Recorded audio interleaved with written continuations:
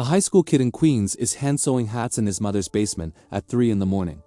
He's got $40 to his name and a dream that everyone says is impossible. 20 years later, he's sitting across from Mark Cuban and Kevin O'Leary as a millionaire investor on Shark Tank, having built a $6 billion fashion empire. This is the real story of Daymond John and how FUBU changed everything. What makes Daymond John's story different from every other rags-to-riches tale is this. He didn't have investors, he didn't have connections, and he didn't have a trust fund to fall back on. What he had was a sewing machine, a working mother who believed in him, and an understanding of his community that the big fashion brands completely missed. By the end of this video, you'll see exactly how he turned streetwear into a global phenomenon and why his strategy was pure genius. Let's get into it. Daymond Garfield John was born on February 23, 1969, in Brooklyn, New York. When he was 10 years old, his parents divorced, and his mother moved him and his siblings to the Hollis neighborhood in Queens. This wasn't a wealthy area. This was working-class New York where everyone was hustling just to make rent. His mother worked multiple jobs to keep the family afloat. She'd work as a flight attendant, then come home and take care of the kids, then head out to her second job. Daymond watched her grind every single day, and it planted something in him. He realized early that if he wanted anything in life, he'd have to work for it himself. By the time Daymond was in high school, he was already working. He had a full-time job at Red Lobster, making minimum wage and saving every penny he could. But he wasn't just working to help his mom with bills. He was watching the streets, paying attention to what people wore, what they wanted, and what they couldn't find. This was the late 1980s in New York. Hip-hop was exploding. Run DMC was from Hollis, the same neighborhood where Daymond lived. LL Cool J was making waves. Rap music was becoming a cultural force, and fashion was a huge part of it. But here's what Daymond noticed. All the major fashion brands were ignoring hip-hop culture. They didn't understand it, didn't respect it, and definitely weren't making clothes for it. Meanwhile, kids in Queens, Brooklyn, and the Bronx were spending hundreds of dollars on clothes that didn't even represent them. Daymond saw the gap. He understood something that Tommy Hilfiger and Ralph Lauren didn't. Hip-hop wasn't a trend, it was a movement. And the community wanted brands that actually understood them. So in 1992, at 23 years old, Daymond made a decision. He was going to start his own clothing company. The only problem? He had $40 to his name. Most people would look at $40 and say, I can't start a business with this. Daymond looked at $40 and said, what can I create with this? He went to a fabric store and bought materials to make hats. Not just any hats. Tie-top hats that were becoming popular in the hip-hop scene. He took the fabric home to his mother's house in Hollis, sat down at her sewing machine, and started making hats by hand. Daymond would sew all night, sleep for a few hours, then wake up and sell the hats on the streets of Queens. He'd go to concerts, block parties, anywhere young people were gathering. He sold those first hats for $10 each. People loved them. Why? Because Daymond understood his customer. He wasn't some corporate designer in an office building trying to guess what the streets wanted. He was the streets. He wore what they wore, listened to what they listened to, and spoke their language. But Daymond wasn't satisfied with just selling hats. He had a bigger vision. He wanted to create a full clothing line that represented hip-hop culture authentically. He wanted to build a brand. That's when he came up with the name, FUBU. It stood for us, by us. It was a statement. A declaration that this brand wasn't created by some corporation trying to profit off hip-hop. This was created by the community, for the community.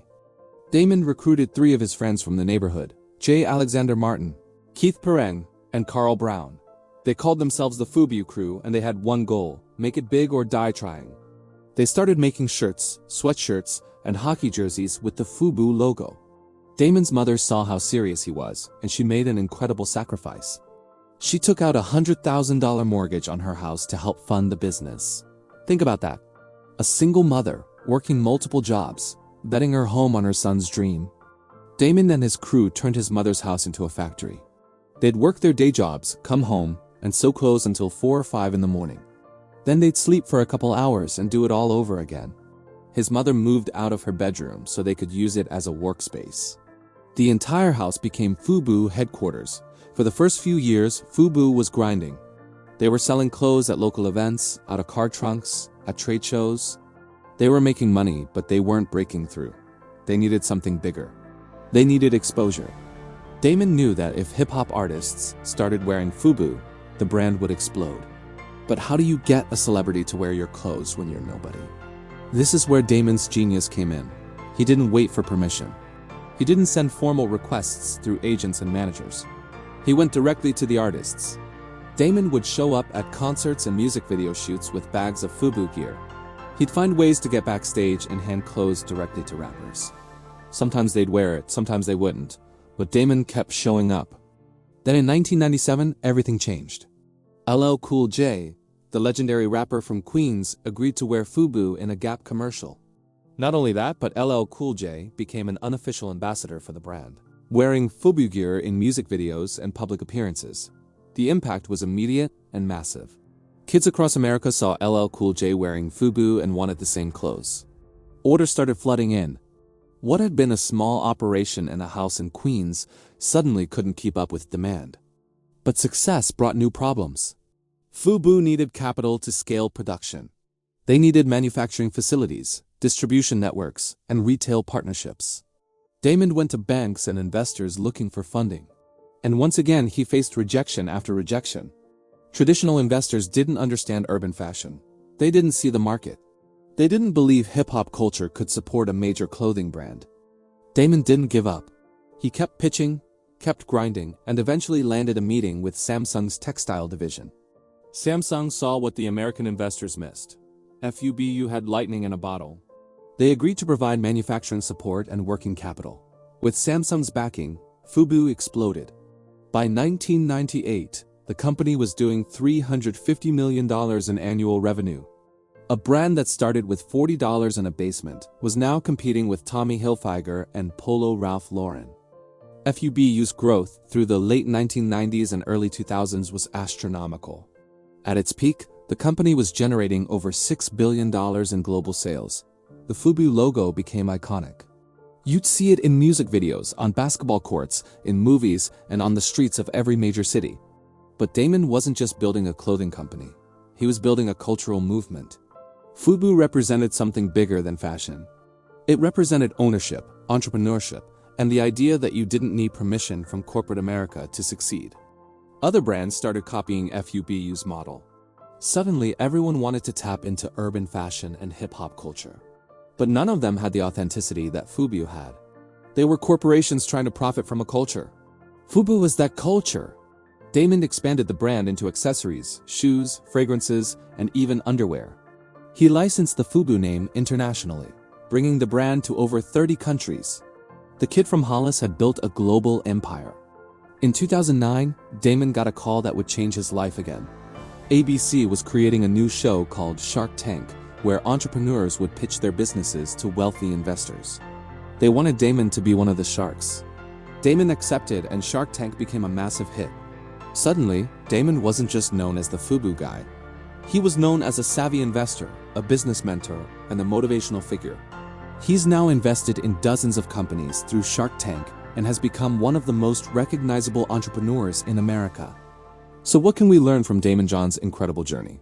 First, start with what you have. Daymond didn't wait until he had enough money or the perfect circumstances. He started with $40 and a sewing machine. He proved that the barrier to entry isn't money, it's action. Second, know your customer intimately.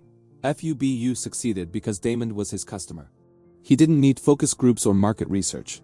He lived the culture he was selling to. That authenticity is something money can't buy. Third, leverage your community. When traditional investors rejected him, Daymond went directly to the hip-hop community. He got artists to wear his clothes, which created organic marketing that was more powerful than any advertising campaign could ever be. Fourth, sacrifice is non-negotiable.